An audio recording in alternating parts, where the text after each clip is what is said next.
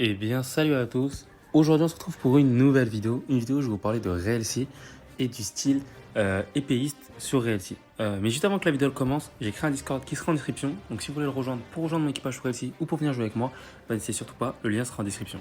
Et donc, je vous fais cette vidéo-là pour vous parler du style épéiste, 2, 3 ou même un sabre dans RLC. Parce qu'en soi, c'est un. Tout ce qui est épée un petit peu, on a eu très peu de sneak peek sur ça.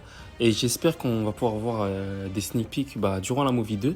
Parce que comme moi je l'ai dit, moi j'ai envie d'être soit Zoro ou soit j'ai envie d'être un utilisateur du Haki ou et du fruit du démon. Mais je pense plutôt, je vais être plutôt un joueur Sportman, un peu un Zoro entre guillemets. On espère que j'aurai le niveau de Zoro, enfin j'espère, hein, on sait jamais. Et donc c'est pour ça que je fais cette vidéo là, c'est qu'en soi on a eu très peu de sneak peek dessus, et pourtant ça va être quelque chose d'ultra important, parce qu'il y aura plein de gens qui vont décider de ne pas manger un fruit comme moi, ou sinon dès qu'ils ont le fruit qu'ils veulent, ils le mangent.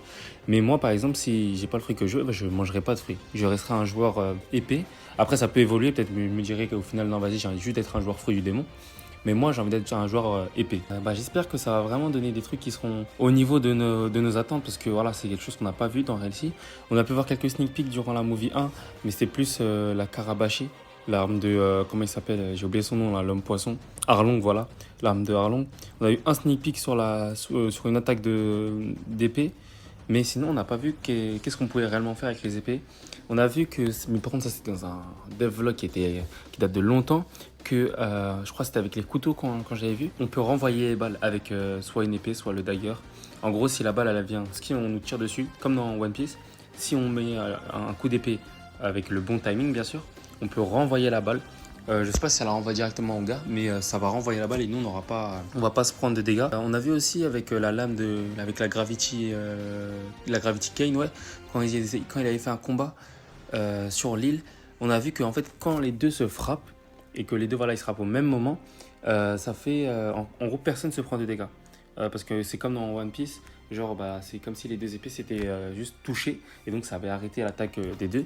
Donc ça, je trouve que c'est un système qui sera assez intéressant. Je crois qu'il y avait même ça dans Project Slayer, je crois. Si je me rappelle bien, il y avait ça dans Project Slayer et c'était un système qui m'avait fait plutôt kiffer parce que en soi ça va pas être au plus rapide, lui qui va frapper le plus rapidement, il va pouvoir toucher l'autre.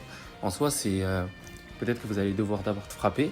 Ok, ça n'est pas passé. Peut-être que vous allez lancer votre première capacité pour après le stun. Et après, vous pouvez commencer un nouveau combo.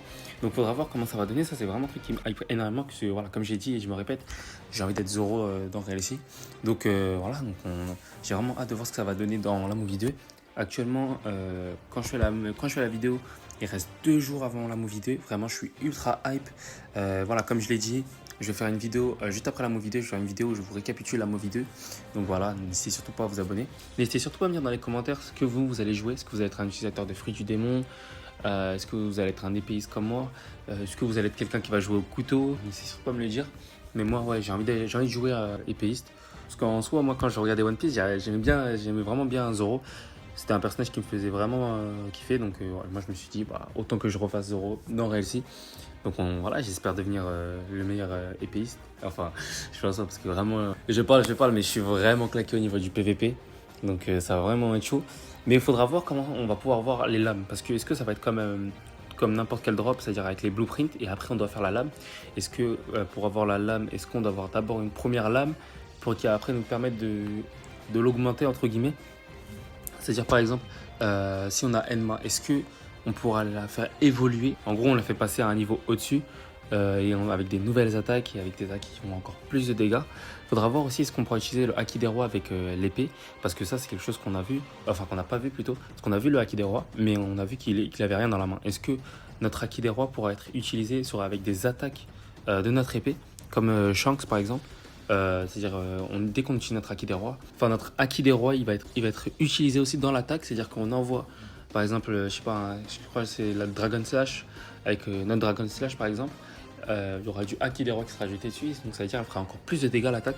Il faudra voir ça, ce que ça va donner, si on peut utiliser le Haki des Rois avec entre guillemets, nos armes, et est-ce que ça va avoir un impact sur nos attaques. Donc ça, faudra voir durant la movie 2, et vraiment j'ai ultra hâte de voir la movie 2, parce que surtout, comme je l'ai dit, c'est parce qu'il y aura la date de sortie du jeu. On pourra savoir enfin quand RLC va sortir, et c'est quelque chose, je pense que c'est tout le monde attend la movie 2, surtout pour ça.